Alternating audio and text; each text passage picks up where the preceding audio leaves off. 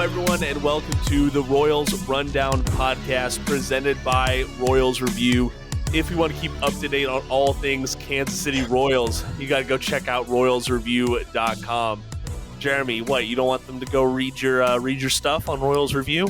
No, I got the thing you were saying before we started recording. I love it. I've already thrown you off the track. You have, because I had a whole plan for right now. You did for my introduction. All right, we're going. I'm getting us back on track. Here we go. All right, go for it.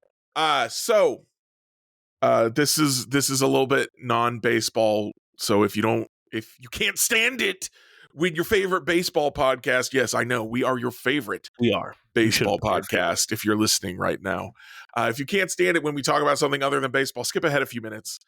So something I don't talk a lot about, because I don't want to, is that I am very fat.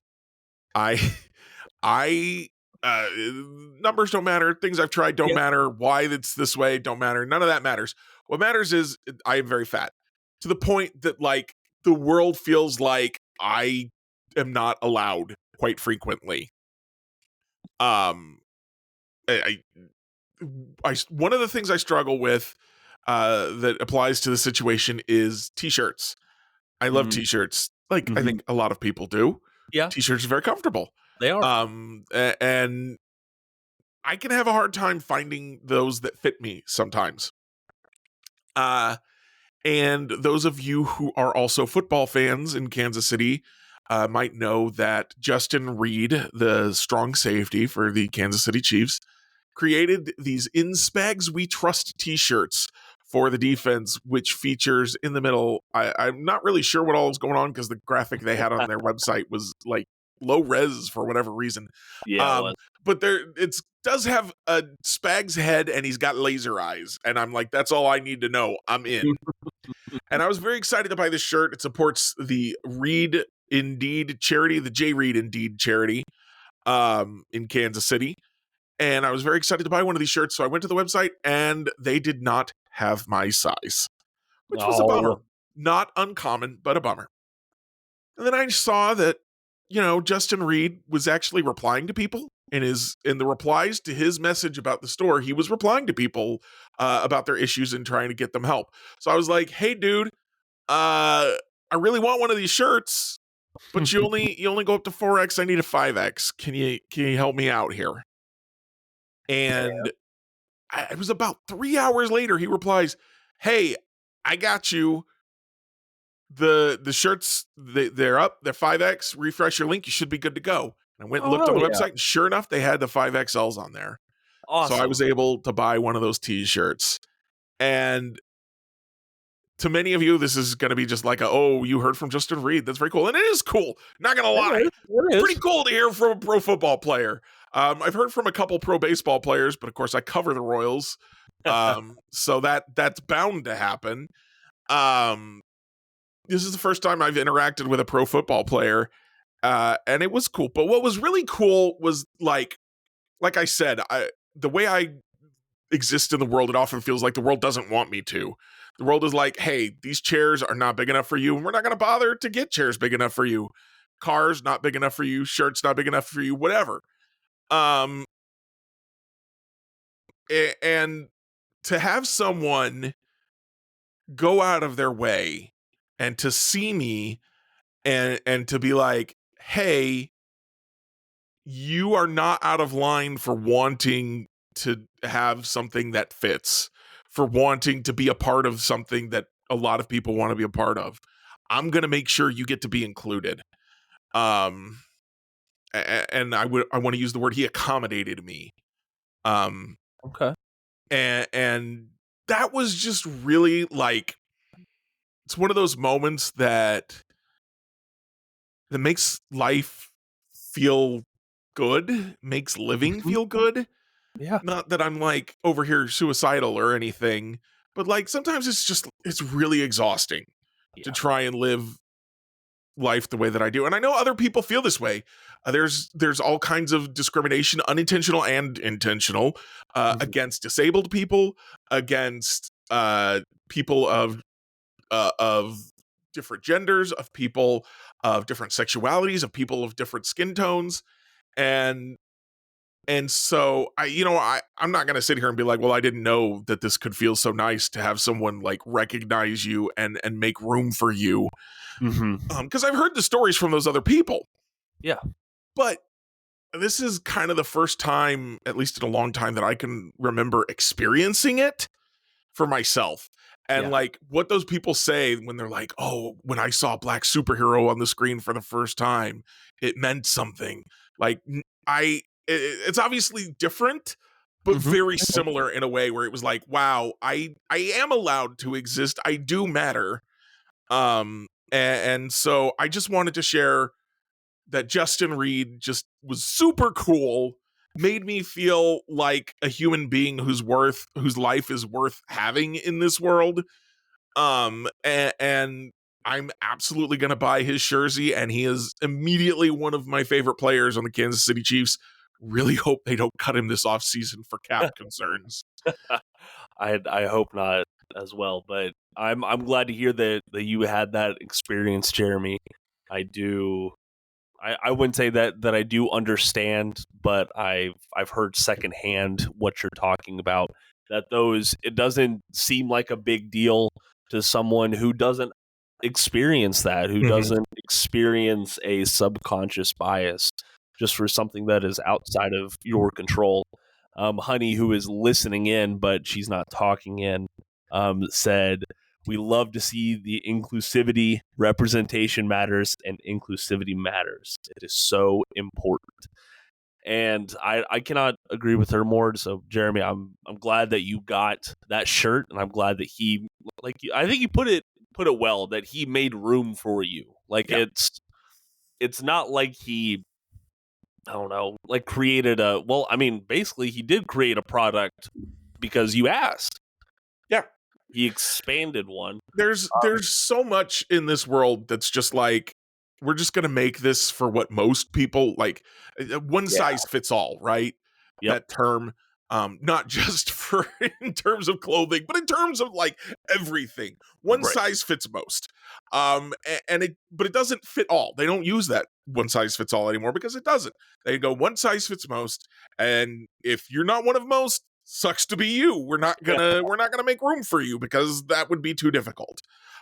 So to have him be like, and he's not the first person I've tweeted at who, when I've been like, I really want your t-shirt, it's not in my size, can you help me out? And he is the first one to respond to me, and he's absolutely the first one to actually make it happen. So that it was really nice to just be like, oh, someone cares. Yes. And that's awesome, man. I'm very glad that you got back on track and we got to hear that. So thank you so much, Jeremy. And please, if y'all want to support Justin Reed, I'm blanking on how to say his organization's name. I do know J. that Reed Indeed. I'm sorry, say that again. J. Reed Indeed. J. Reed Indeed. Thank you very much. It's jreedindeed.com. They, from what I can tell, they do a whole bunch in Houston, in Baton Rouge, in Kansas City, all important stops in Justin Reed's life, and he pays it back to the community in several different ways. One thing I saw is that they were like getting technology for classrooms in a Kansas City school district. So yeah, he's helping out people, and most. Let's be real. Most NFL players have a charity. You've got Patrick and the Mahomes. Travis Kelce has one. It's kind of an expected part of being an NFL star at this point, but I don't think that means we should take it for granted. Yeah. And so kudos to the guys who go out there and really put that effort in. This is now I'm going to derail us a little bit, but this is one of my things when people tell me that Bill Gates is so charitable because he gives millions of dollars to charity. And when you look at the percentage of like his net worth that he donates, it is a very small percentage. And then you look at what these NFL athletes do, And everyone wants to act like, oh, well, they're both rich. Doesn't matter. They both are completely out of touch. But the percentages of the NFL athletes are very high when it Yeah. comes to monetary donations, but they also donate their time. Like we see Exactly. these videos of these guys going on, helping out at food banks on Thanksgiving. And sure, it's a photo op, but they're also helping people. Yeah. Okay. So I don't want to take that stuff for granted. That I feel like it gets easy to do that just because they do all have charities, and a lot of baseball players do too. I remember Gordon had one, Moustakis had one, Hosmer had one, Duffy had one. So like, yeah, it's very common, but it's still cool. Yeah. And it's still important. Mm-hmm. And I'm grateful for all that they do. Yep, because in my mind, that the time and the energy that these players they are spending their off time, which honestly, I find it too draining to go to the gym three times a week consistently. I couldn't imagine going out there being a professional athlete, recovering, and just doing life, and still like, hey, you're going to go out and volunteer and give back and have a camera and media shoved in your face as you go along. So it's very tiring. Like you said, it's something that we can take for granted at times. So thank you, Justin, for putting those shirts out there. Those stemmed from the AFC Championship game. It seemed like just the players and the coaches were getting a shirt, and enough folks spoke up that he took it as an opportunity to support his charity by selling those shirts. And he absolutely could have just sold those shirts for profit and no one would have blinked. Yeah. Not one person would have thought, oh, well, I'm not buying this shirt because it's going to... No, they would have been like, this is a cool shirt. I'm buying it. They would have... And he said, no, listen, I'm putting it in charity. So again, like, don't take this stuff for granted. This is the work. Mm-hmm. All right. Hey, let's go ahead and we'll get on track with with baseball. What? You want to talk about baseball now? Yeah. Baseball. I know. Well, it's kind of like the secondary segment at this point. Yeah, I exactly. Like. No, well, there's some Royal stuff to talk about. Plus, we got to continue on our rankings, dude. It is, by the time folks are listening to this, it's February. Like, yep. we're going to have baseball this month. That reminds me of the thing I almost forgot that I said we absolutely had to talk about today. What? The Royals are paying for anyone who wants to go to the Negro Leagues Baseball Museum for the month of February. They're paying your way. Go to the Negro Leagues Baseball Museum. You do not have an excuse. The whole month of February, it's free. Mm-hmm. Just it is so worth your time. There are so many stories that you don't know that you should, honestly. And truthfully, I think Bob Kendrick is one of the best baseball people out there. I have not seen. He always has such a great positive energy. He has so much knowledge about the game, about the history of the game. It is so great, and I'm glad the Royals are supporting them in giving free admission. It's just getting people through the door. Like that's half you're taking down roadblocks, if you will, for people to go. Yep. And it would have been so easy for the Negro Leagues Baseball Museum to be in trouble once Buck O'Neil died, because he was such a great ambassador for the Negro Leagues. But he found and partnered with Bob Kendrick, and he's truly a delight. They I don't know if you remember or participated in MLB The Show 23 last year. They introduced those Negro Leagues story mode in there.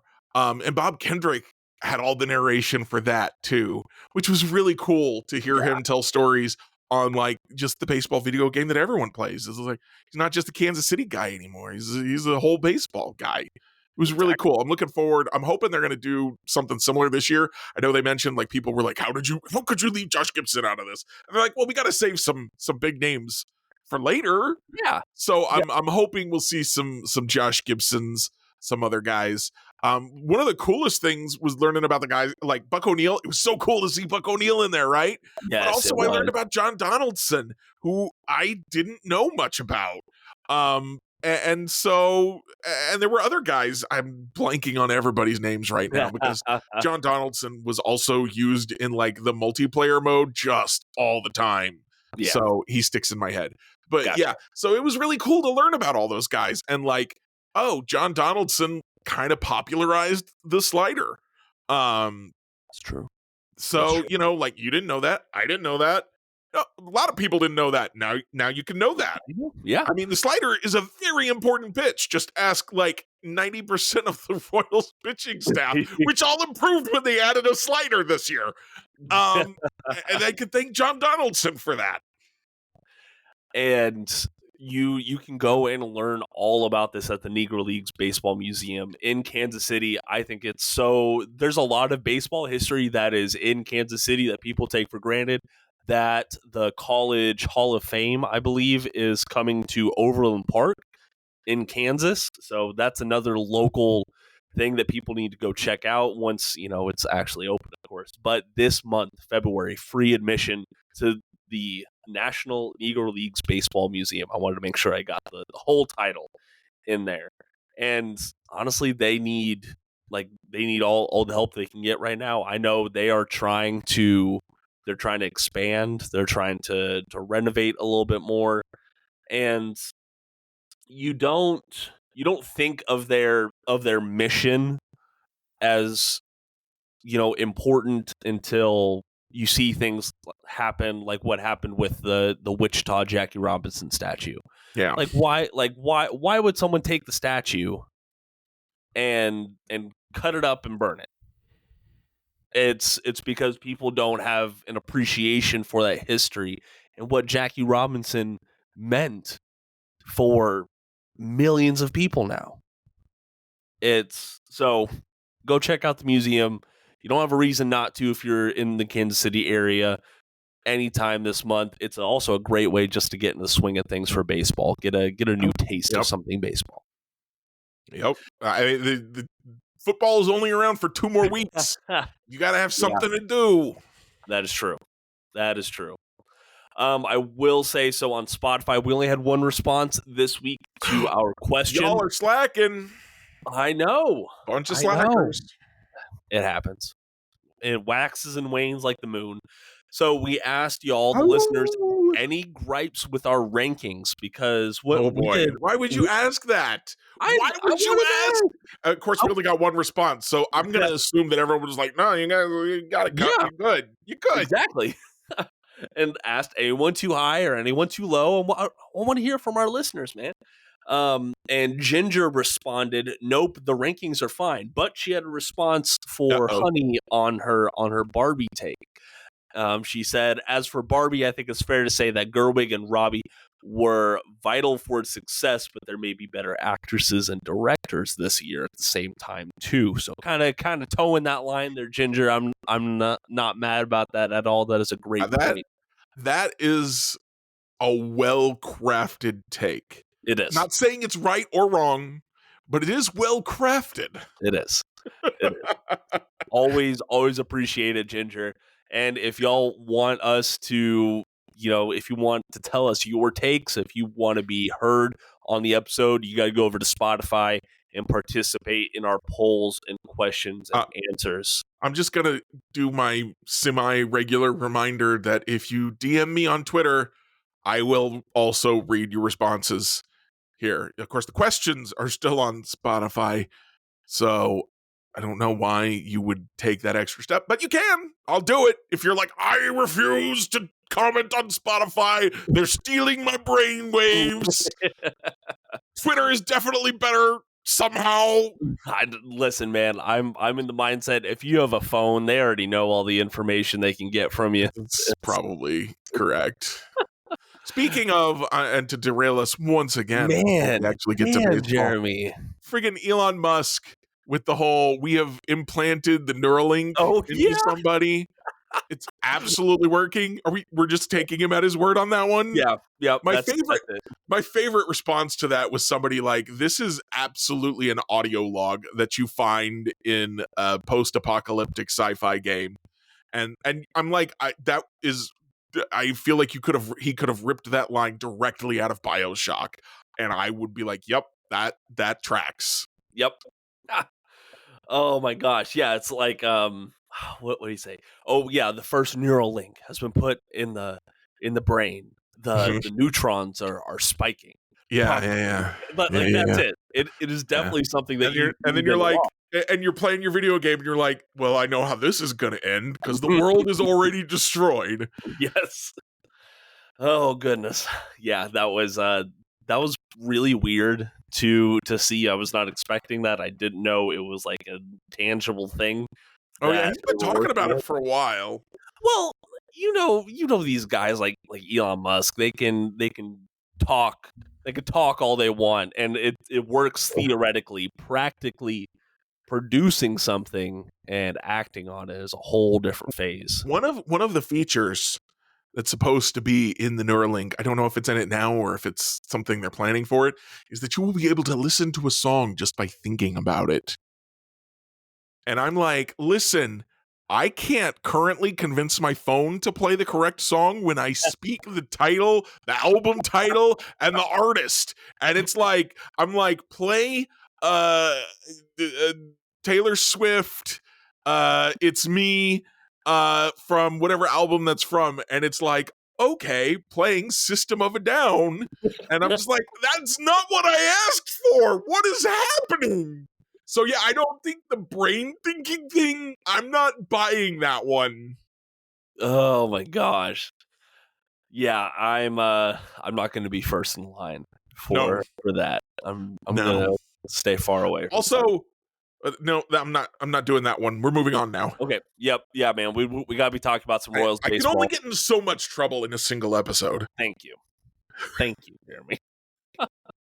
All right, listen, the big piece of Royals news from this past week was the Kansas City Royals continued to add Big. utility men to the big league roster. They signed second baseman and outfielder Adam Frazier to a 1-year deal Yeah, he's with a definitely an mutual option outfielder. for 2025. I'm just talking over you, Jeremy. Okay, you Yes, please do. please This is do. exactly Okay. what I'm hoping for.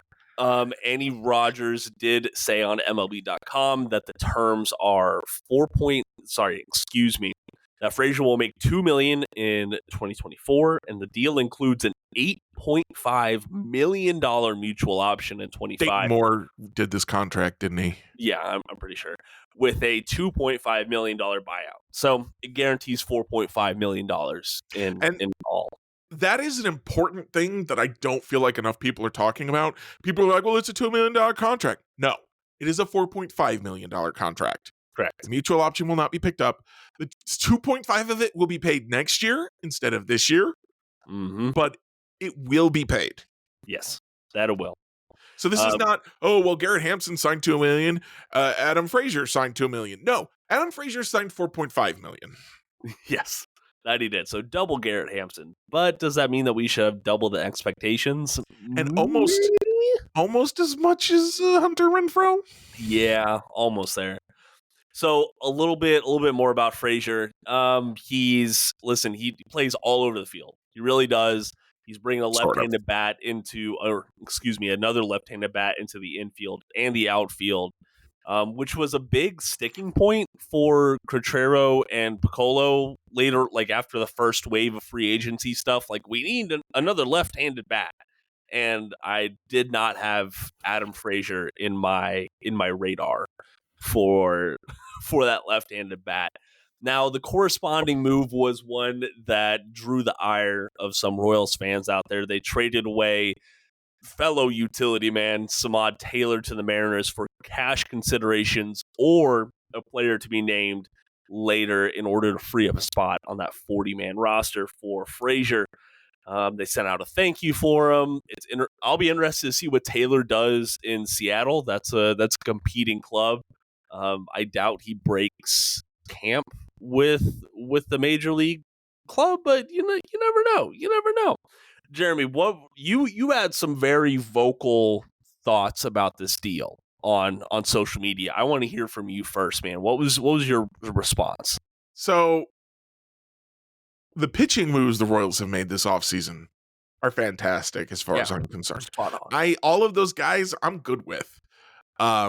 And it helps that the pitching situation was worse than the lineup situation at the end of last year. So almost any pitchers they signed would be better. But I feel like they made legitimate upgrades at pitching. When I look at the position players, when it was just Hunter Renfroe and Garrett Hampson, I was willing to be like, well, Garrett Hampson gives him some veteran presence as a utility player. He's worst case scenario, he's Matt Duffy again, but he's faster, plays more positions, had a pretty good year last year. So, maybe he's an upgrade over Matt Duffy. And you do want some veterans in your lineup, I think. I think that's fair. Though some of these guys we're calling the young guys are getting to be veterans. Yeah. But then you add Hunter Renfroe, and I'm like, but Hunter Renfroe is just older MJ Melendez. Well, surely that means they're going to trade MJ Melendez, right? Because now the outfield is really crowded. Not with guys who are really good. Like, we're not looking like we're in New York where we've got Aaron Judge, Juan Soto, and Giancarlo Stanton. We're like, we've got Kyle Isbell, Drew Waters, and Hunter Renfroe. Woo! And I said, surely they're going to trade MJ Melendez. They didn't. No. And then they signed Adam Frazier, and everyone said, well, now they're definitely trading Michael Massey because he's just older Michael Massey. They didn't. They didn't do it. And they could still trade both of those guys. They could. There's still time. But I don't think they're gonna. I don't think they will. Now, the interesting thing about Frazier is, well, the first thing is they got older, they got less upside. That's where they are right now. Mm-hmm. And then I'm set aside Samad Taylor. I'm not a big Samad Taylor fan. I think he was a fringe big leaguer. So like, if he proves me wrong, hey, great, cool, very glad for you. The fact that Samad Taylor left this roster does not bother me. What bothers me is that now Michael Massey is going to lose playing time, and or Drew Waters, and or Nick Loftin. Yeah. Now, are any of those guys guaranteed successes? No, of course not. Obviously, Drew Waters and Michael Massey both struggled last year for good chunks of the year. But they're both younger than Adam Frazier. Yeah. It feels kind of like Adam Frazier's ceiling is Michael Massey's floor. Ooh. And there's, so the next thing is like, there's a question of, is he going to be the starter? When they interviewed Adam Frazier, he said, come here where I can play a lot of second base. So people were like, oh, well, he's probably going to be the starter. But then when people interviewed JJ Piccolo, he said that we made sure that he knew Michael Massey's our guy. And he's comfortable with the utility role. So we don't actually have any clarity on where he's going to play, but at least one of those three guys that I just named is going to lose playing time. Mm-hmm. Loftin might get left off the roster entirely. Like, if Frazier's a utility guy, Loftin's probably starting in AAA. If he's the starting second baseman, Massey's starting the year in AAA. That's just unless Drew Waters starts the year in AAA because they go, well, Hampson and Frazier can play the outfield. I don't know. So it just is like, we've gotten older. We didn't get better. And that's also true of Hunter Renfroe. And that's also true, he got better with Garrett Hampson. If you consider him a replacement for Matt Duffy. If you consider him a replacement for Loftin, Samad Taylor. Yeah. So it's a little bit confusing what the Royals are doing with their position player signings. It feels like they have a real plan and they executed it very well on the pitching side. I do not understand what's happening with the lineup. Now, maybe we get into the year and Drew Saylor and Alex Zumwalt have tweaked the swings of Adam Frazier and Hunter Renfroe, and they look like superstar studs. Yeah, maybe. And we go, okay, they obviously identified their guys. They fixed their swings. They said, we know what's wrong. We can fix it. And then they did. And if that happens, then I will eat some crow. And I will do it happily. Because if that happens, the Royals are probably going to be pretty good, honestly. Because because I expect the pitching staff to be significantly better, and I expect the hitters to take a step forward. Bobby Witt Jr., I expect to be good all year long. We're going to talk about him more in a second. I probably have already belabored this point too long because we want to talk about the infielders. We're going to talk about Adam Frazier when we talk about that, but it's just very confusing because everyone goes, well, this doesn't make sense unless, and then unless doesn't happen. Correct. So I don't think I'm the only one confused either. No, I don't think you are, and I don't think that there's. I'm trying to think. Usually in sports, you have good takes and bad takes. There are takes that you can tell are quality or not. I have not seen a bad take regarding Adam Frazier joining the Royals. Everyone has a good point talking about, hey, like Samad Taylor's projections were actually eerily similar and slightly better than Frazier's. Why did we do that? Why did we surrender a player with 5 years of control remaining for Adam Frazier when he has all these shortcomings and we know what he is? So we'll talk about that a little bit more when we get to him in the infield. I do just want to make clear, I don't think this is a terrible signing. I don't think that the Royals could have gone out and gotten impactful defender and okay bat in the outfield with this money. This isn't a whole lot of money. There's so many big fish left on the market that I think that's going to hold up the free agent market even further. We've talked about this offseason before. Guys like Cody Bellinger, Jorge Soler, those sort of guys haven't signed anywhere yet. So this feels like let's wash our hands of this. Let's fully pivot to spring training. These are the guys we have. This is what we're going to rock and roll with. These competitions in spring training, though, are going to be really, really fun to watch, Jeremy. That is the one upside to signing Frazier, is that Michael Massey does not have second base by default anymore. Yeah. The only problem with that, there's a competition, is that I don't think it's much of a competition. No, I think Michael Massey's going to wipe the floor with Adam Frazier in spring training. And I don't think it's going to matter. I think if you really want a competition, you want to bring in someone who looks like he's better than Michael Massey, not someone who looks like he's just older Michael Massey. So, you know what? Let's go and talk about it because I don't want to move on from this yet. So, if I'm looking at y'all knew what you were signing up for when you opened this podcast, okay? I know. So I'm looking at roster resource, and the edge that I'm seeing that guys like Frazier and Hampson have over Nick Loftin and Drew Waters even is Frazier and Hampson don't have minor league options, and those other guys do. And I get it. The front office has talked about, hey, we want to have more roster flexibility, and these options provide us with that flexibility. Now, let me say this. Does that give Frazier and Hampson a lot more leeway than they probably deserve? Yeah, it really does. But how big of an issue would it be if Nick Loftin or Devin Mann were on the 26-man roster, but we're only getting like 3 games a week? It would be a big issue. So if they get 3 games a week, that's not so bad. Well, it's half a week. It's half a week. It is. So, but it's still not consistent enough to where you want that development. You want them to see more pitches and you want them to stay active. In my mind, at least. I guess my argument is I don't think that I think that's their role in the future is utility guys. Yeah. So they should probably get used to it. Fair. Absolutely fair.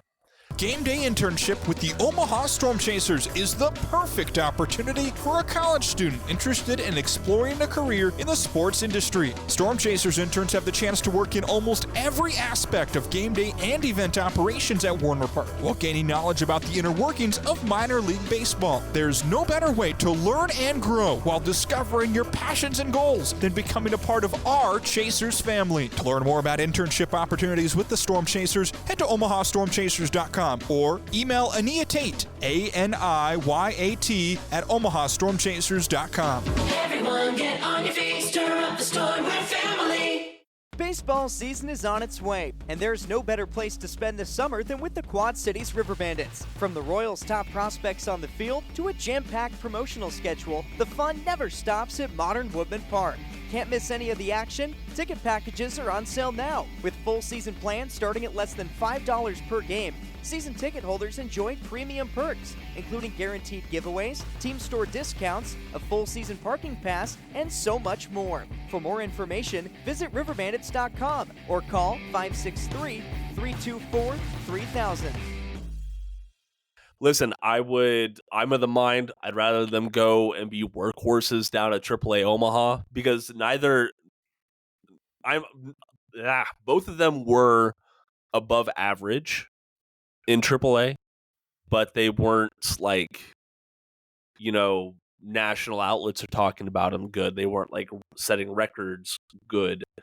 I kind of actually take that back as I pull up Michael Massey's 2022 from AAA Omaha, and he had a 156 WRC plus. Yeah. There's reasons that some of us are very high on Massey still. Man, he's just got to show it, man. He really and only hits his dingers. Michael Massey. Reference to our TikTok account, which is nearly defunct. Nearly. We're getting there. We're getting there. Someday I'll post something to it. Listen, man, it is creating content is tough sometimes. It really is. It is a lot more work than you think it is, and we both have day jobs. We do. Not to mention the writing and the podcasting and the video games. I know. We gotta play video games. I mean, if I'm not playing video games, I don't know why I'm alive. Fair. Absolutely fair. As I just played 2 hours of Apex before we got on the podcast. Why don't you play a good game, though? Because, I like playing that because I could just completely I totally get it. Okay. That's my power wash simulator. Oh, gotcha. All right, hey, let's go ahead and get to our rankings before it gets too late. We're already at 36 we were like, this is going to be a short episode. Not really. All we have to talk about is the rankings. 40 minutes later.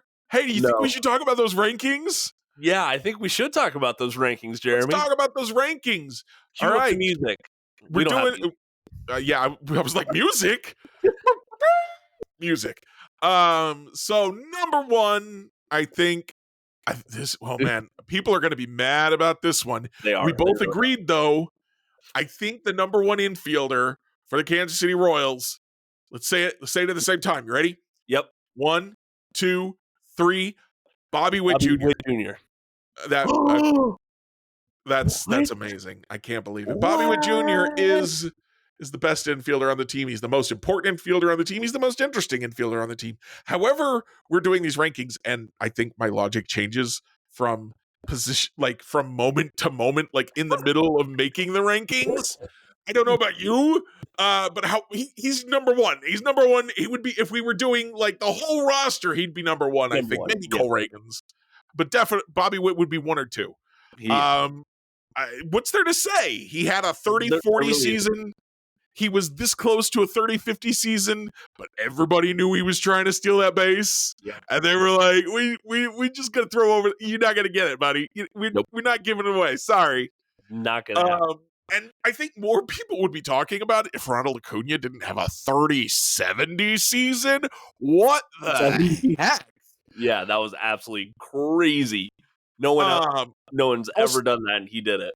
Yeah, and also the Royals lost 106 games. That probably didn't help his profile either. But he was everything we hoped for last year. He was an elite defender, elite speed, elite power.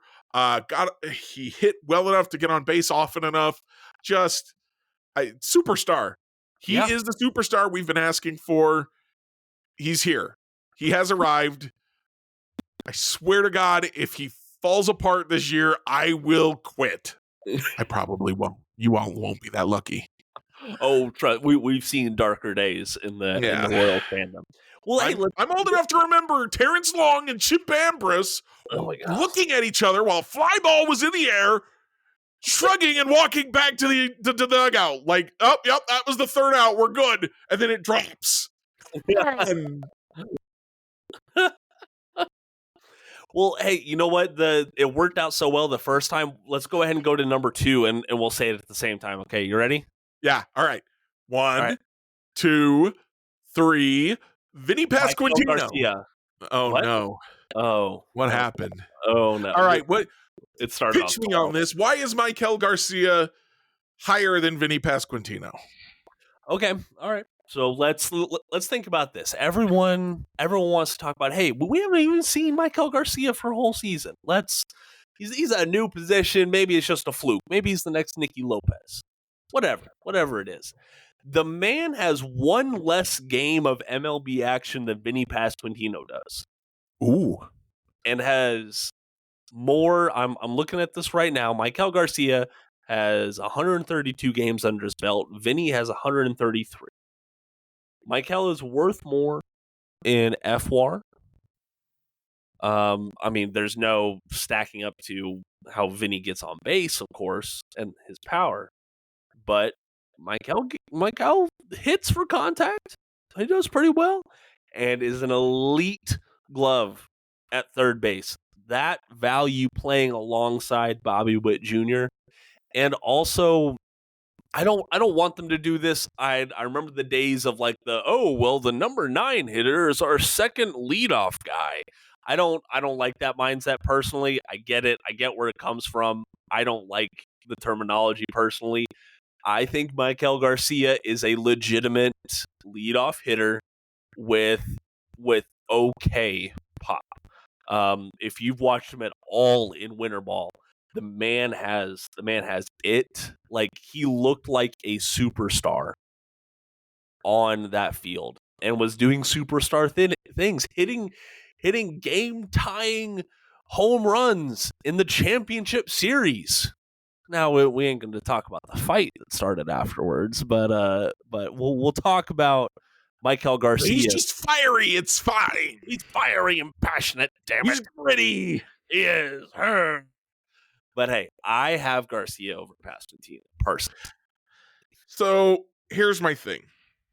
Garcia can be more important to this roster than Vinny Pasquantino, but he's got to show more of that power. He's got good exit velocity, but he doesn't have good launch angle.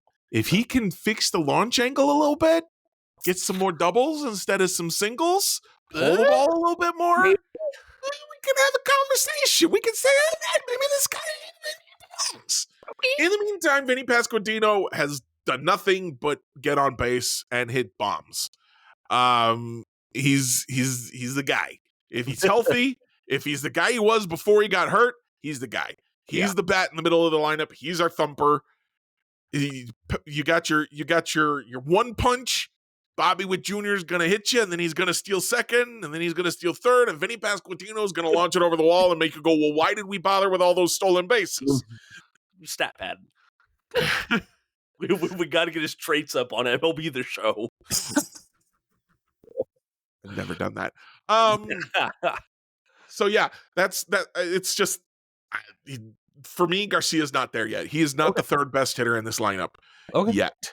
Could be if Vinny takes even a little bit step back and Michael goes forward. Could be. Now, hopefully, what we see is Vinny doesn't take a step back and Michael Garcia goes forward, and then we have a legitimate top of the order and that everyone's a little bit afraid of.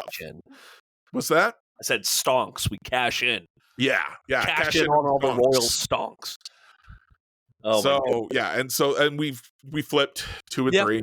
We like to have those flips at the top. I've noticed. That's what I'm seeing so far.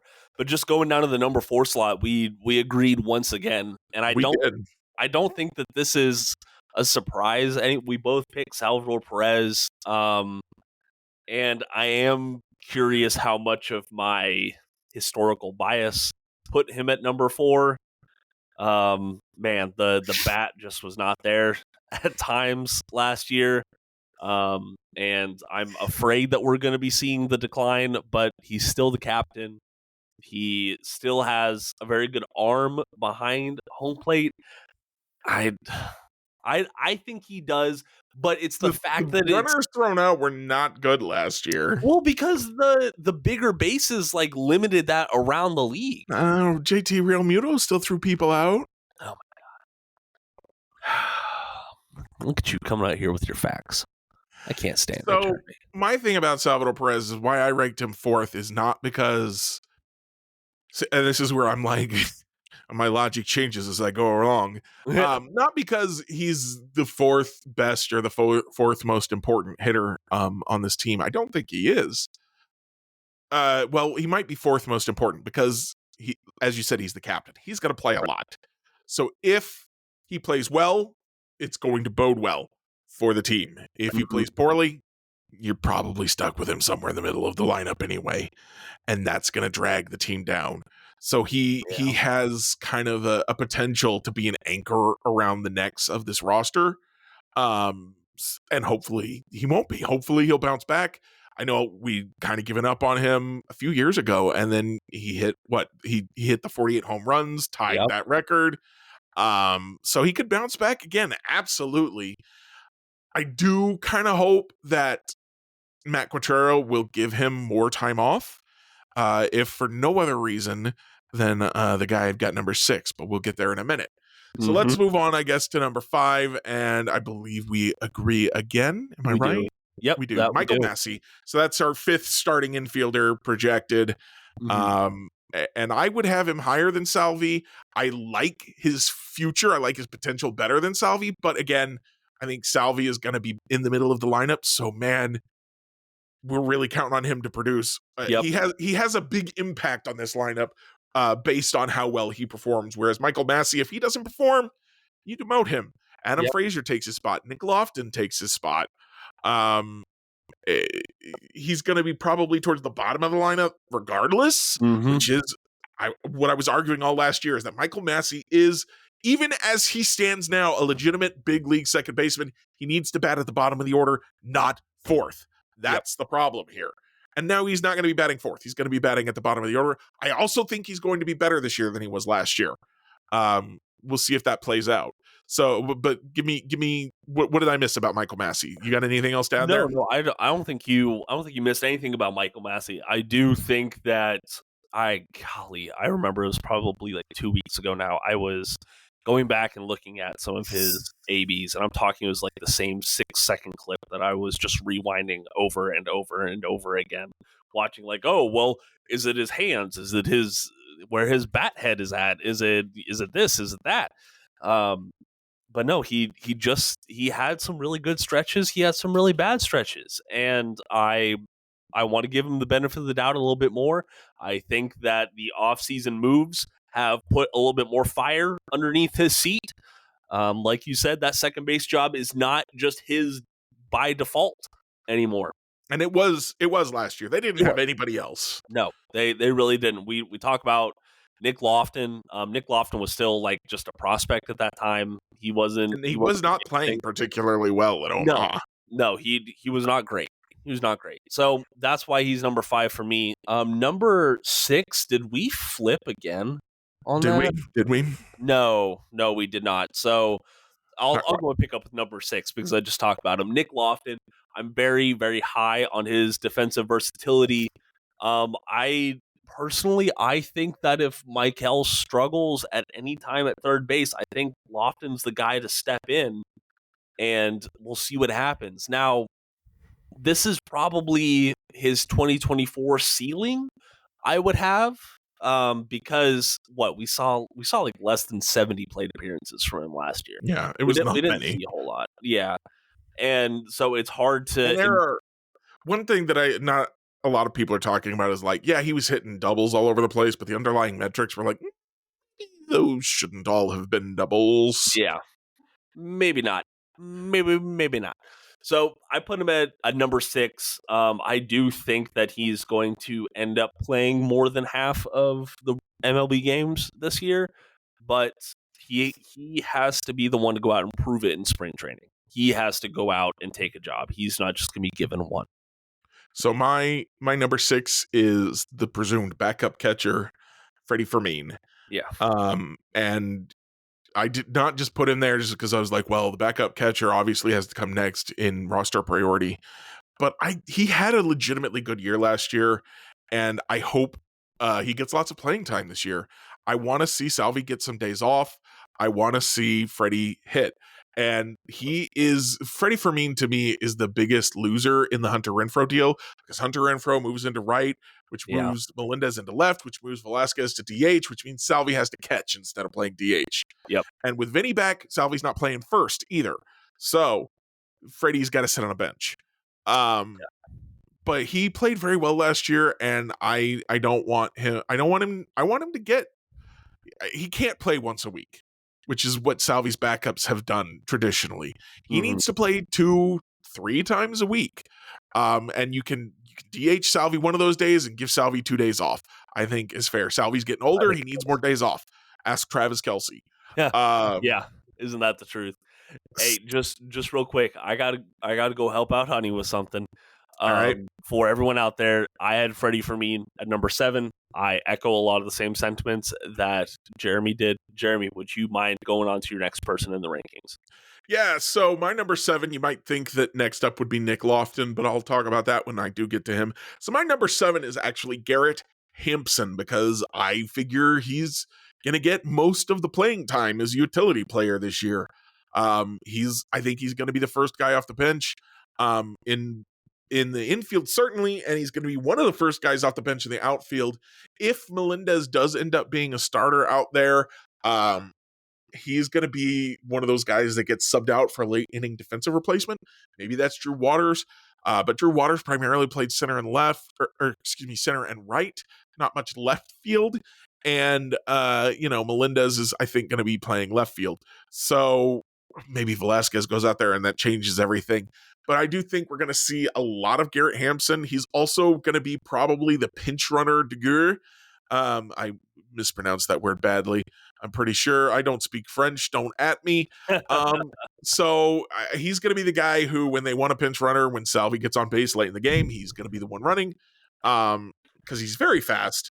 Yeah. And he'll be on the bench ready to do it. So he's going to be important if for no other reason than that reason. But I do think he's probably the top guy as far as utility infielders. Okay. Okay. You are I'm sorry, you're on Hampson, right? Yeah, so that takes us to number 8, where we agree again. Yep, that we do. We both have Adam Frazier. There's really nothing else to say about Adam Frazier than what we already said earlier on. Really low ceiling. I think the Matt Duffy comp is pretty apropos. A contact first utility man who can line up anywhere, all over the lineup. Well, okay, you know what? I don't like Hampson has much more positional versatility than Frazier, at least in terms of experience at the big league level. Yeah. Frazier has played third, short, and all 3 outfield positions in addition to second base, but very little. Whereas Hampson has really played them all quite a bit. Fair enough. Got me there. Let's see. So number 9 is where you put Nick Loftin. Right. And that is not because I think he's worse than Hampson or Frazier. I think he's almost certainly better than Frazier. Might be better than Hampson. Certainly I think has a brighter future than Hampson just because of age reasons. But I think he's going to start the year in AAA. Yeah. And it didn't make a lot of sense to me to rank someone in AAA over someone who I think is going to make the big league roster, unless I had a really compelling reason, and I don't have a really compelling reason. I don't hate Nick Loftin. I think he's a fine utility man, but he's not going to crack the big league roster, and he's not so much better than those guys that I'm like, well, I'm going to really fight about this. Yeah. And that's kind of why I had Garrett Hampson down at number 9. You were talking about his pinch running value. I hate to say it, I think that's a reason why they're going to keep Dairon Blanco in AAA to start the season as well. Because that's what Hampson brings to the bench is speed as well. So it doesn't make sense to have both of them up on the 26-man roster at the same time. I am interested to see what Hampson does to start off the year, because I don't think people are talking about it enough. His year last year in Miami was really an outlier in his overall career. So he's and there are outliers that signify breakouts. Those don't usually happen at 29. Yeah, they usually don't. Let's see here. So let's go ahead and go down to number 10, which I am kind of surprised that we didn't agree here. But you have your first true prospect appearance. Tell me a little bit more about that. So I went with Javier Vaz. I looked at it. I'm like, all right, so we've moved past the obvious guys, I think, at this point. Who do I want? This is where I kind of switched my logic to who do I want to come up to the big leagues next? And I went with Vaz. He had a terrific year in the minor leagues last year. He's been hot on every Royals prospect hounds list. Yeah. Everybody's very excited about him. 23 years old. Spent most of the year at AA, had a 121 WRC plus there, 304, 391, 429 slash line, walked 11.5% of the time, only struck out 13.8% of the time, a 125 ISO. He did have kind of a high BABIP at 348, but it's not unreasonably high. Zips projects him to a 0.6 WAR next year, with a reasonable walk rate and a very low strikeout rate. Thinks he would have a 91 WRC plus. That's a guy that I'm excited about. I want to see more from. He feels like he could have a real future.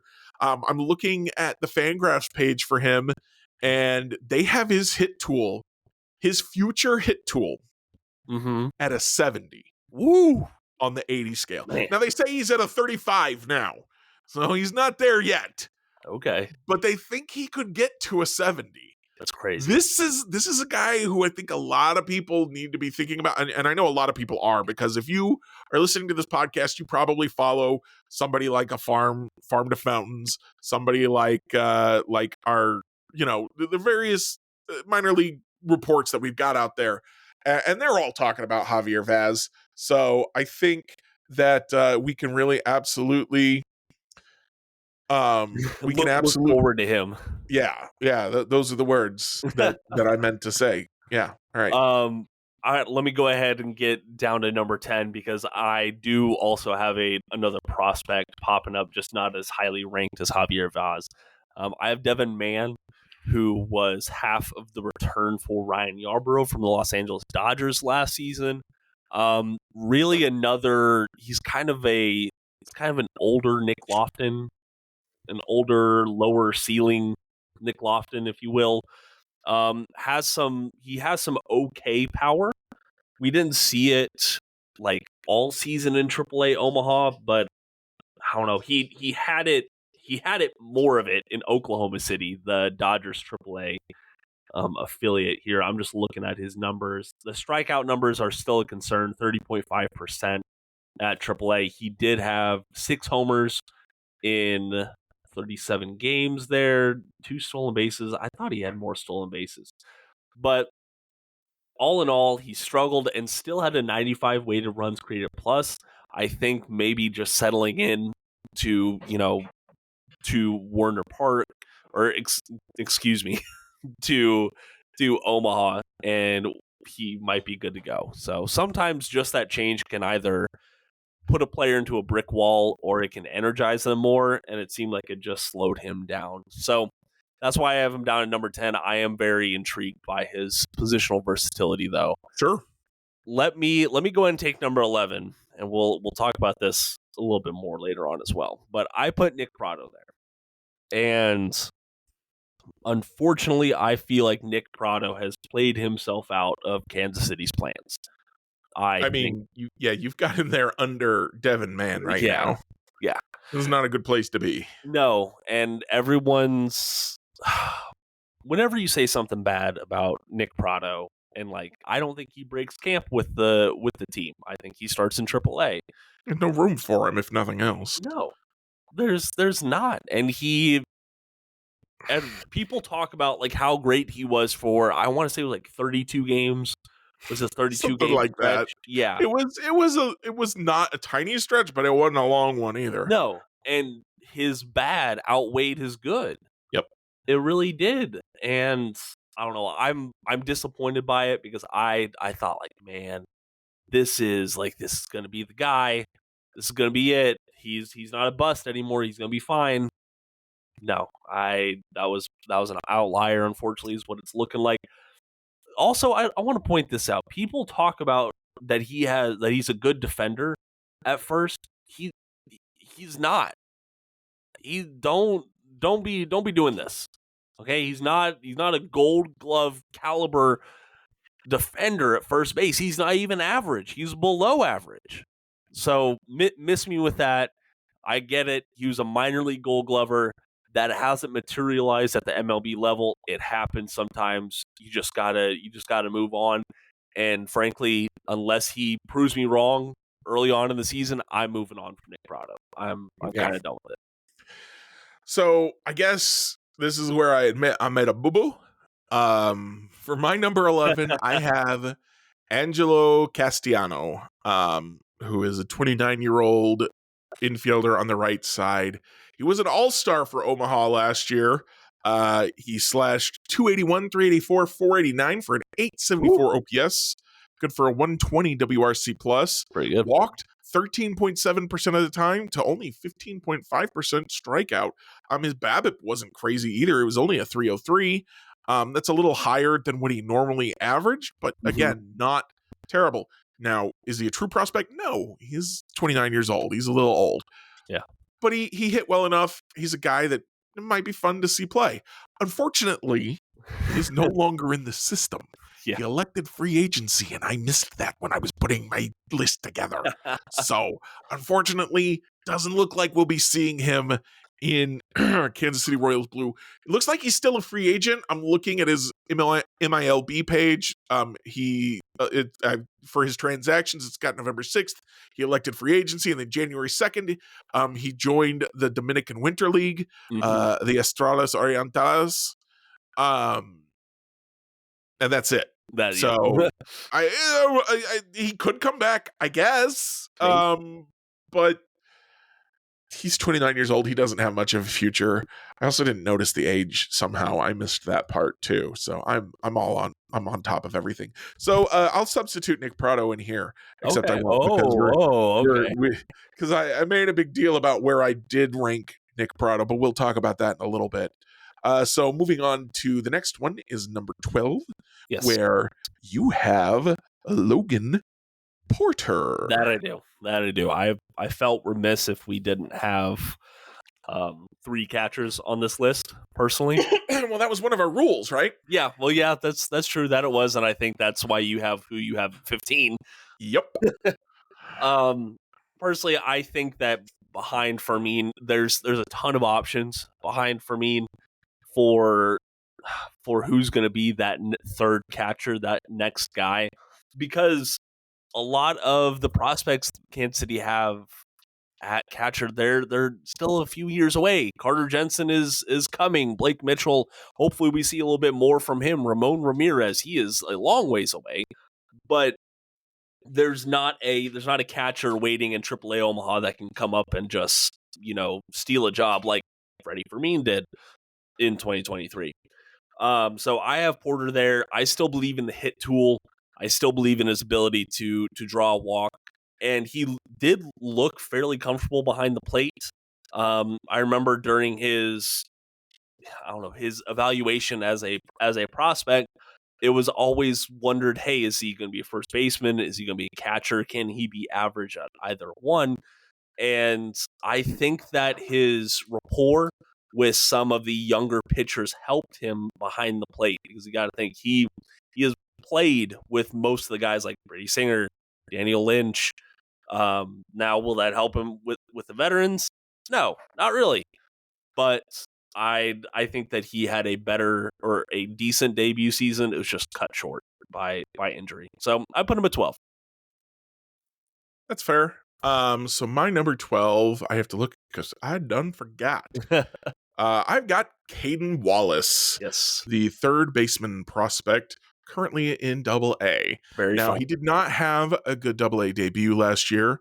He played 33 games there with only a 75 WRC plus.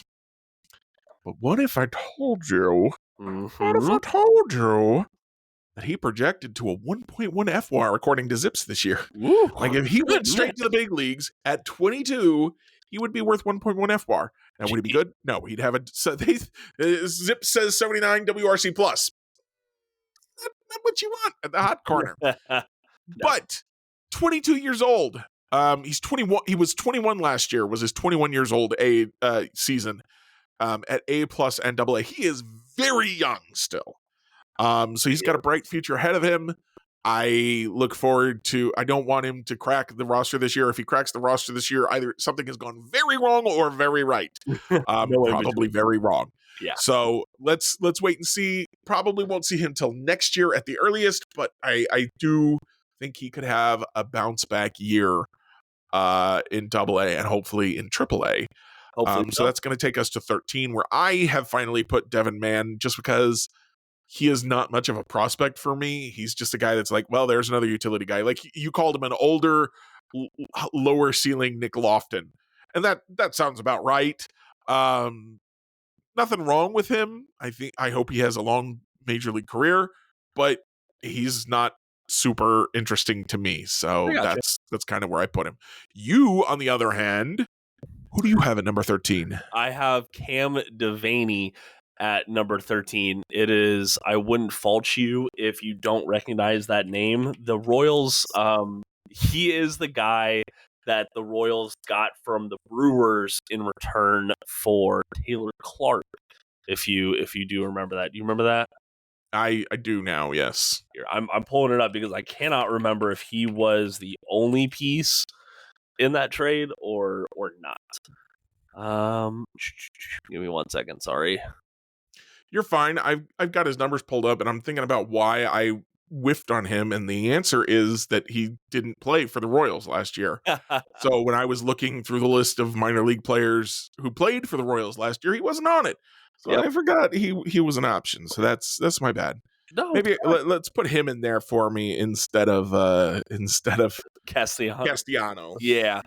So listen, Devaney is very, very experienced in AAA. He was just kind of in a roster logjam there. Played 103 games for the Brewers AAA affiliate. Walks a ton, 11.8%. Doesn't strike out a lot, 18.2%. There's a little bit of pop there, 11 home runs in those 103 games, so that's not too bad at all. Coming out to a 107 weighted runs created plus. He's only had one season in his minor league career with a mark below 100 for a weighted runs created plus. So I think that consistency does have some value to it. And plus, for me at least, his walk rate says, hey, I am experienced enough against this AAA pitching. What is with this guy? His first major league experience was in AAA. Yeah. And then he went to rookie ball. Yeah. What the heck? I have no idea. I have no idea what happened there. Because they drafted him. He was the 463rd overall pick in the 2019 draft. And he played in AAA that same year. And the craziest part is he did good. Yeah, he had a 111 WRC plus. And then COVID year, didn't play in 2020, 2021. That was when he made the jump to AA from rookie ball. So he didn't play in A ball at all. No. And he's, like you said, that was the year he struggled, but he's been very good since then. Yeah. So I think he's fairly seasoned, or as seasoned as you can expect a minor league player to be.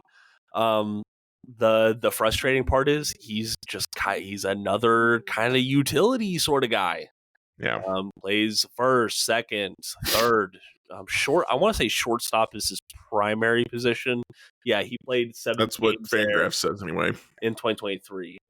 So that's why I have him at 13. He's a non-roster invite, so we'll see him in Arizona this year, which will be nice. But other than that, I'm not expecting too much from him.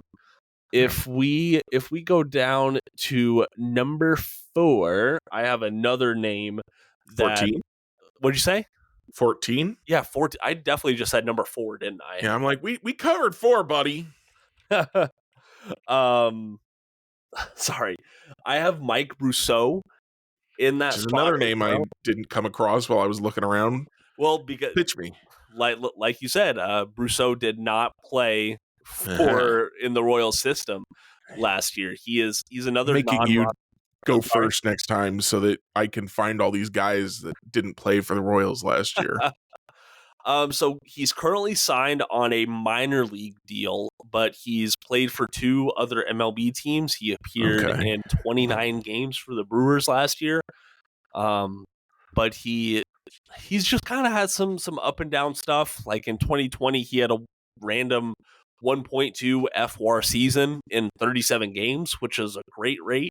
But then he dropped down below the watermark. Then he had 0.6 FWAR, then negative 0.5 FWAR, and that's when they released him. So he is available for a reason. But if I was looking at it correctly, I just want to say his power last year looked promising, and his strikeout numbers are still concerning, 25.6%. But 4 home runs in 29 games, that's not too bad against major league competition, especially when you're playing sporadically. Yeah, but can we talk about the batting line in AAA last year? Yeah. Look, I was just focusing on the major league. So go ahead and pull up that minor league. Is it pretty bad? 164, 205, 329. Oof. Good for a 534 OPS or a 21 WRC plus in AAA. Oof. Listen. I don't feel like I missed on him. No offense. None taken. I was looking at him as a guy who has plenty of MLB experience Sure. buried in the farm system, and that's sometimes you just got to have guys like that. And the AAA the AAA experience is he had exactly the same number of plate appearances in AAA and the MLB last year. He may have been hurt. May have. Because that adds up to 146 plate appearances. So You didn't factor that into what those numbers were, I think. So great Or to monitor maybe he got cut in the bit. middle of the season. I'm not sure when that happened. Well, you know what? I'm about to look it up, but I want to hear about your number 14, which I'm gonna spring this on you because I didn't send you a list either. Clay Duncan is not in the organization anymore. Gosh darn it, Clay! How could you do this to me? Yeah, he's with the Padres now. But he was decent last year. He's a guy that has been talked about in the past. He doesn't have a lot of power. He does have some speed. He had a 98 WRC plus. He's nothing special. I'm not gonna lie. I was digging at this point. I don't blame you. When you get down to the bottom of these lists, there is a reason. Okay, see, here's the thing. We are going kind of deep on these rosters, right? On these depth charts. And the Royals aren't deep. No, they're not. They don't have top 100 prospects. We don't have a lot to choose from here, y'all. So Clay Duncan, I'm not going to miss you as much as I'm going to miss Angelo Castellano. All right. Well, hey, since I already kind of spoiled your number 15 guy, who's your number 15 pick? So number 15, like we said, we kind of set a rule that we needed 3 catchers. Sandy Leone. Yeah. I don't have a lot of faith in Logan Porter or Tyler Cropley. Sandy Leone, like you said, a guy when you were talking about Brousseau, he's a guy with a lot of major league experience. I think the Royals are going to do everything they can to keep him on their minor league roster as depth and insurance in case Fermin or Salvi get hurt, because they don't want to go with Cropley and Porter again. And I don't blame them horribly for that. It's a bummer for Porter and Cropley, certainly, but that's how it goes sometimes. So I think Sandy Leone is going to be like the first guy up if one of the catchers gets hurt. Then he's And also going to be the first guy down. Yeah. When they come back, they'll have to cut him probably, or they'll designate him for assignment and try to outright him. And I think he's got enough veteran. I don't remember how it all works. I'm sorry, but I think he's got enough veteran playing time that he can reject it if he wants. I don't know if he will. But that's what I expect to happen, is that he's going to sit in AAA as insurance. Yeah, that's hey, we'll see if we actually need to cash in on that insurance policy. I really hope that we don't, though, because they're not very deep at catcher, like I was talking about earlier. Getting down to number 15, I did think about putting Javier Vaz here as well. I've talked to him before. Really good dude, and is just he told. I think I asked him like, hey, if you had to pick a position, what would you play? And without missing a beat, his response was in the lineup. Like the guy, the Smart, yeah, smart guy is just smart ready to kid. play.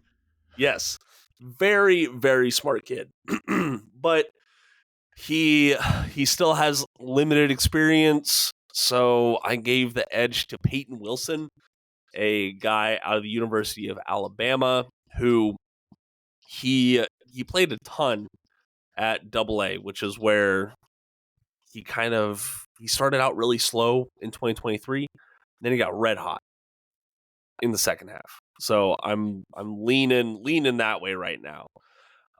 Right now he doesn't have a whole lot of raw power. The hit tool is above average, I will say. What gets me though is his speed. He probably, in my mind, he has 65 grade speed is what I would give him. Not quite the 70 that you would want to see. But Fangraphs has him at 70. Really? Mm-hmm. Well, there we go. And he stole 42 bases between high A and double A. No, wait, excuse me. High A was 2022. So he stole 19 last year for double A. Yeah, and he was hurt at stretches. Yeah, he only played 128 games, it looks like. Yeah. So that kind of held him back as far as the overall season goes. So please look at that with a little bit of a grain of salt, if you will. I hate to say it, he's another utility guy. He's lots of those. Yeah, a lot of them. I think that speed would play well at. I think maybe he could play center field. He did play 35 games there in 2022, but his primary position is definitely second base.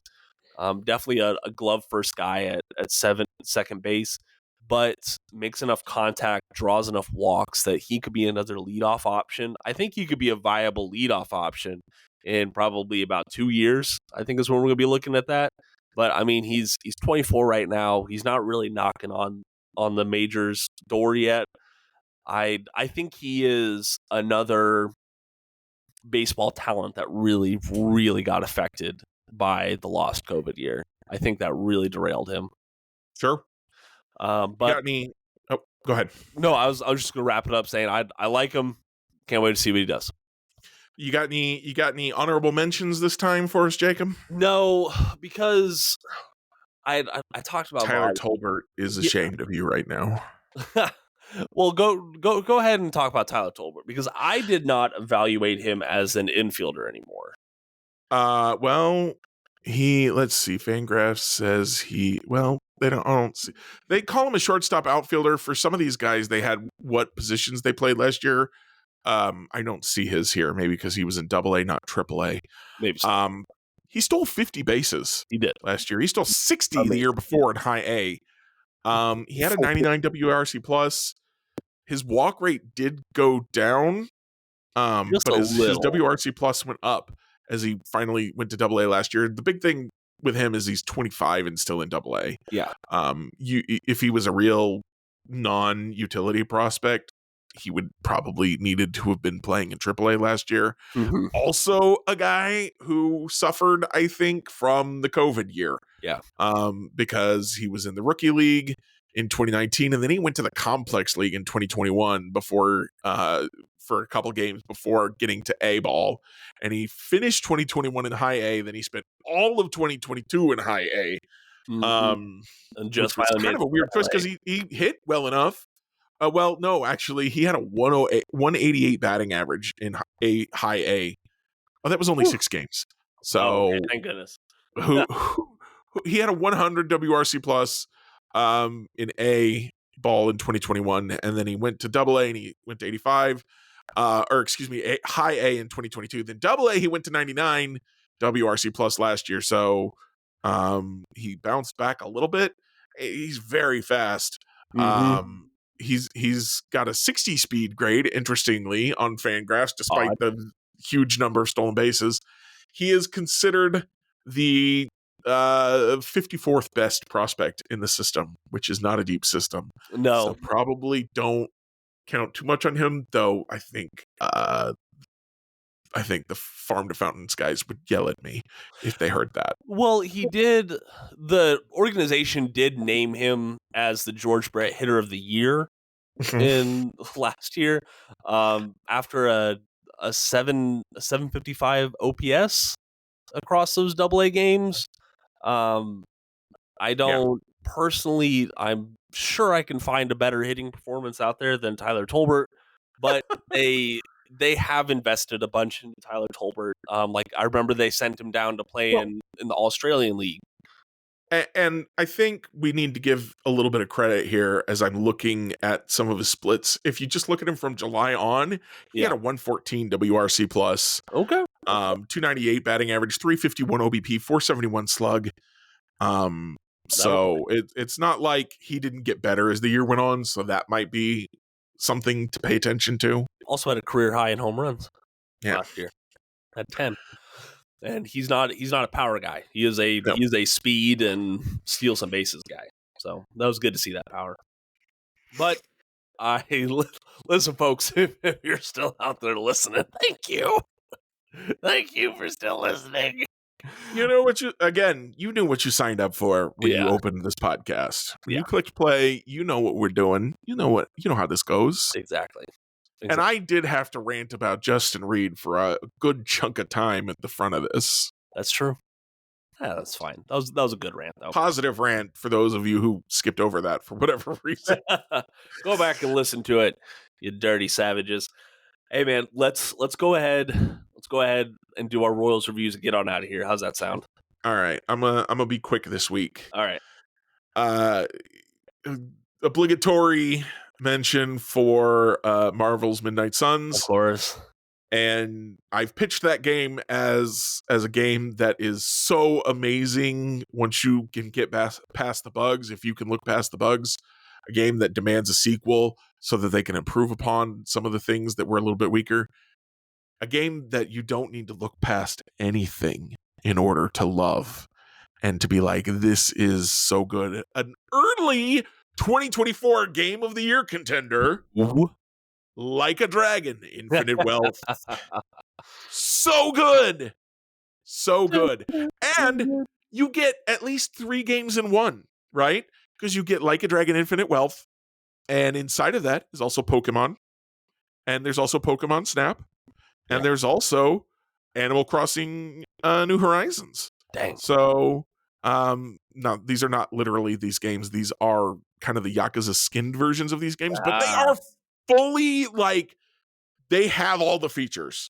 Like, go fight random dudes on the street and then tell them you're part of my party now, and then go to the gyms and earn badges, try to be the very best, catch a ball, like the whole thing. An like the Animal Crossing thing, Dondoko Island or something like that, is like, go build a whole bunch of crap, clear out the area, knock down some trees, break some rocks, collect some resources, expand your house, put some cool furniture in there, like the whole thing, like full feature rich stuff. Huh. It's amazing. Okay. Yakuza, we often make jokes, those of us in the fandom for Yakuza / Like a Dragon, that eventually they will have all of the other games inside of the games. They also have arcades that you can go to where you can play like literal complete full versions of old Sega arcade games like Virtua Fighter, Sega Pro Bass Fishing, just like all kinds of crazy stuff. So much to do, so much fun. It's hugely relevant to the video game industry this year in a lot of ways, which is very interesting. But not just the video game industry, but technology industry in general. It's just go play it. Go play them all. Yeah, why not? You can start with this one. They'll fill you in on the background, but don't. I mean, do if you're like it's this one or none of them, then play this one. Fine, but go play them all. Play one of them. At least play one. Let's start there. Let's start there at least. Yeah, you gotta start somewhere. Listen, my review is just over an event and in the process that is unfolding with it. This whole Sports Illustrated stuff. Jeez. If you're unaware, which I would hope that most of our listeners are aware, Sports Illustrated laid off like the majority of its writers and of I thought it was the workers. entirety of their staff. They still have like some of the I forget the word. It was like the most vital people. Like that explains how I've still been getting Sports Illustrated articles popping up in my feed. Okay, correct. But it's one of those things that the writing was on the wall, unfortunately, and truthfully, I think that them unabashedly using AI fabricated writers kind of diminished their standing. I feel like that was a symptom more than the cause. The cause. Okay, I do agree with that. I do think it was a very impactful. Private equity, bad. Yeah. I'm glad to see that there are folks out there bidding for the rights. A couple of notable sports writing people, so it's not just a private equity firm looking to like cash in on it. These are Front Office Sports and Minute Media, who runs Fansided, both very experienced companies in producing content. I wish Fox Media was looking at acquiring it, but I'll just leave that for Fox Media's got me. What do they need with Sports Illustrated? SB and SI. You got all the S and the B's that you need. But so go off. What? Do your thing. Yeah, keep going. Do my. But I guess what I want to get out of this review is that growing up, I wanted to be a sports writer. That is what I wanted to do full time, and always got compliments on my sports photography. I won like high school competitions for it on the state level at least. It's the new Jacob lore that dropped. It's so good. I love it. Wake up, honey. New Jacob lore dropped. But I was told you can't make a living doing this. You have to do something else. And well, they're right so far. There's a reason that we're doing this podcast on our own, right? Yeah. And we're not making a living on this. Exactly. More of the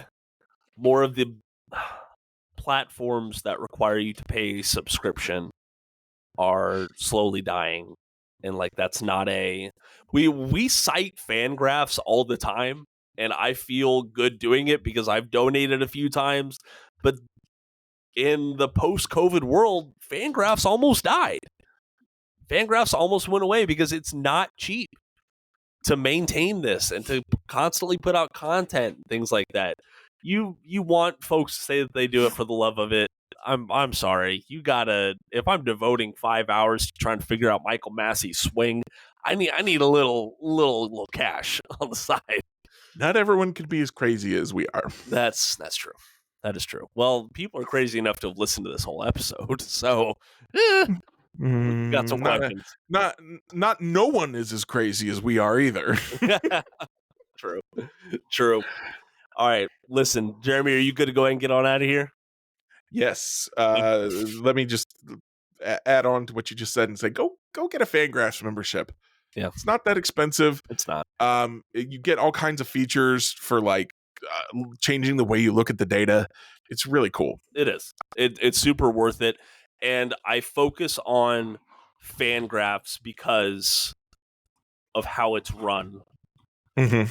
I still think The Athletic puts out really good work, but higher up the chain, there's some problems, and I don't like my money going to them. So, but anyways, let's go ahead and doesn't get stop on. either of us from having a membership. Yeah, I know.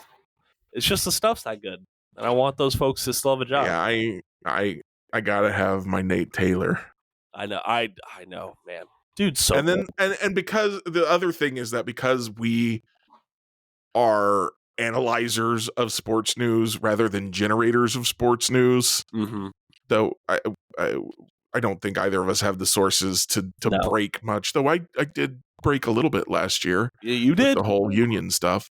But generally speaking, we get the news and we analyze it for you. Yeah.